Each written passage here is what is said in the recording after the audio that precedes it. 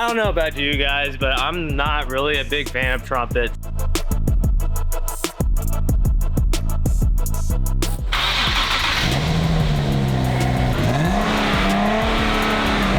Shit! What? What's up, everybody? Welcome back to another episode. Now, I'm gonna fair warn you guys, I got aligners in my teeth, so I'm probably not gonna be speaking good. What? Bear with me on that. Okay! We got exhaust to install on the 370Z. It's called, I think, Torqen test pipes. So everyone on the forums and stuff are calling it like a knockoff from the Motordyne test pipes. I don't really care. They're about half the price of a Motordyne, or a little bit, like maybe 40% cheaper than a Motordyne. The sound of it sounded a lot better to me, in my opinion. Don't bash me on a Motordyne, but I won't really know. So from what I heard about on forums and all that stuff, the catalytic converters are restricting this car down from having better airflow. Regardless of what pipe I put on there, I think it's gonna benefit me in a huge way. They claim it's gonna sound like a V8. I don't think so. Hopefully the trumpets won't be too loud, because I don't know about you guys, but I'm not really a big fan of trumpets. As you can tell, I have a bunch of parts that I need to install. Torqen, this is a bad boy we're gonna install today. I also bought some O2 sensors to replace it as well. Mine has a check engine light and it got chewed up by rodents. Shit! Sorry. So I bought two new O2 sensors because rodents got into my wiring. These sensors are gonna be located right at the catalytic converters. I believe they're called the downstream O2 sensors. Now you can go buy it from Nissan or whatever. These are NTK sensors that I bought on Amazon. Now these are the exact same part numbers that Nissan gives you OEM. Nissan doesn't make O2 sensors. They outsource it through another company and they use NTK. Exact same part numbers. So if you're trying to save a buck, buy it on Amazon. Here are the Torqen exhaust test pipes. They come with hardware. First thing we gotta do, lift this thing, that low life, and finally get started and remove the OEM catalytic converters.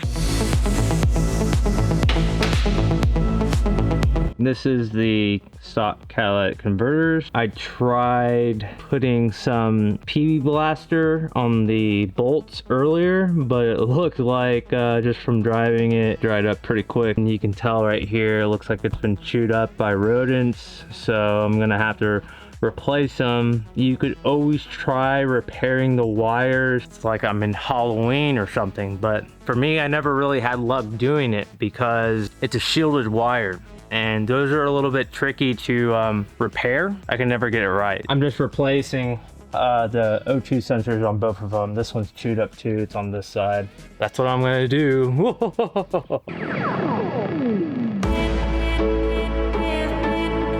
O2 sensor connectors are removed. Just depress the tab and just pull out. They might be a little stubborn just because it has a little buildup of like dust and debris in there. Grab a 14mm and impact all these nuts off.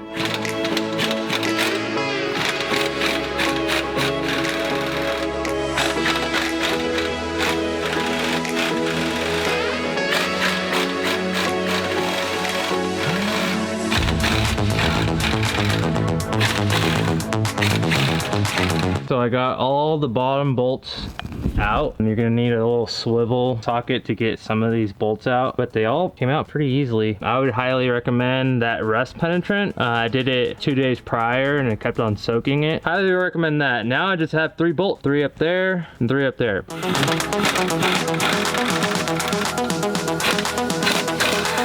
Breaker bar and a 14 socket deep well. I'm gonna go through the wheel well area. I have have the 1/2-inch wrench with the deep well socket. I'm going through the outside, through the wheel well area to get to that bottom bolt. I already broke it loose, so now I can probably get at that ratchet wrench and take it off a lot easier. So I decided to go to the top to get those two demon bolts, is what they call them, I guess. I got 2 bolts I gotta undo, and this thing will come off. What I'm gonna do is take out the intake on both sides. I just got a long extension, a swivel socket, and then you're able to impact it off.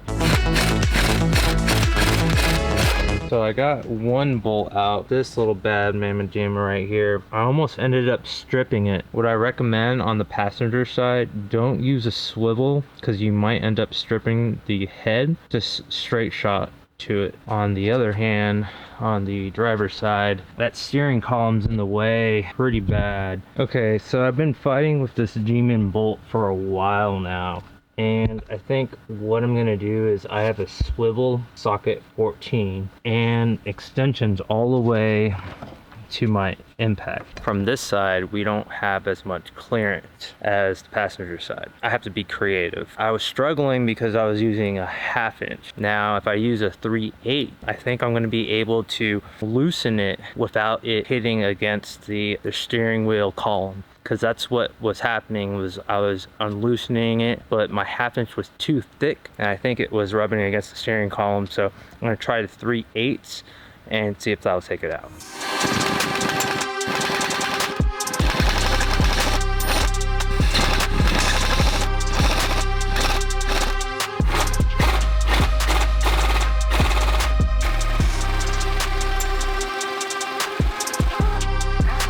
No swivel on the driver's side. If you have a swivel, you're not going to be able to break it free. So I used a 3/8 to a 1/2 inch on an impact, 3/8 extension with a short, not a deep well socket. That clears the steering column, and this small 3/8 extension barely passes through or slides right against the steering column, so I was able to break it loose that way. It's a pain in the ass. Now the only thing left to do is to remove these 2 bolts for these exhaust hanger brackets.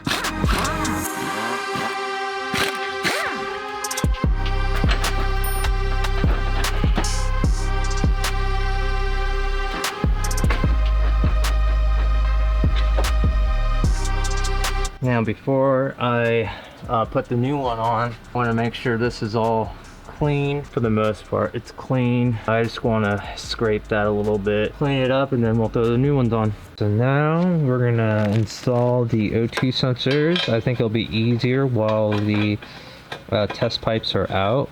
If for whatever reason your O2 sensor is a different size, they offer this adapter for like a bigger thread, 22mm. Snug that up on both sides. So the only thing that I'm confused about is this little piece that they gave me. Now I think it goes on here because on the other end it won't even actually fit in here at all. This seems like it slides on just right here. I think this gasket needs to be on here first, then you slide this, because I think this little ring actually is supposed to go in the stock location here and get smushed down, but we'll find out and see. I realized the new hardware, I have to remove this little stud here for the down pipes, so I gotta unloosen it, take those off. This is a E10, one of those fancy star ones. So we're going to take both of those off.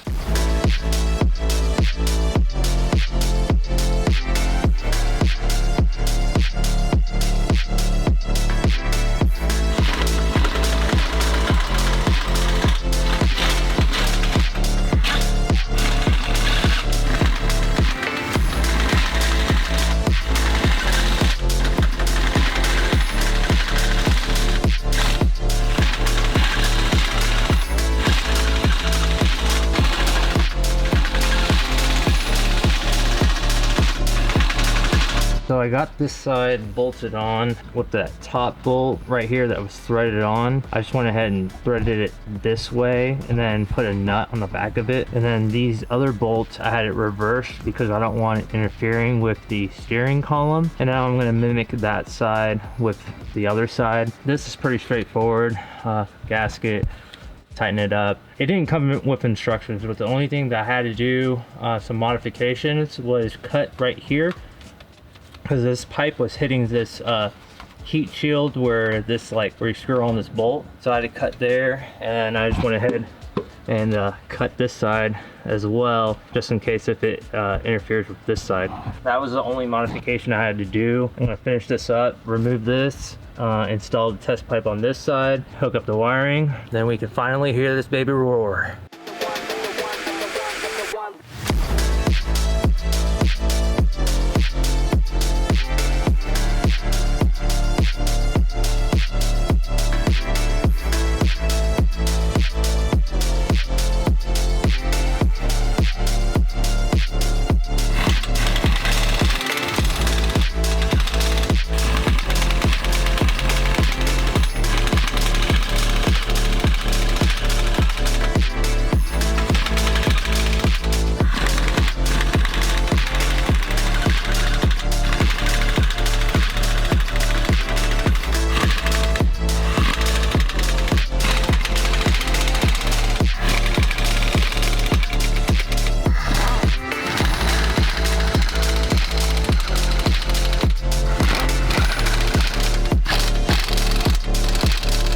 Alright, the only thing left to do is hook up the O2 sensors and then put that brace back on.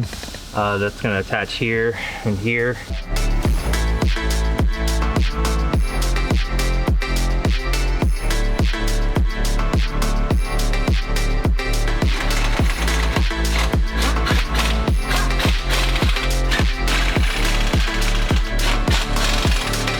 Alright, so this is the finished product. Took a lot longer than I thought it usually does. Everything's buttoned up top. Gonna go ahead and start it now. They claim V8. It's not gonna sound like a V8, but it'll sound better. I'll give you a before and after of what it sounds like. Here we go!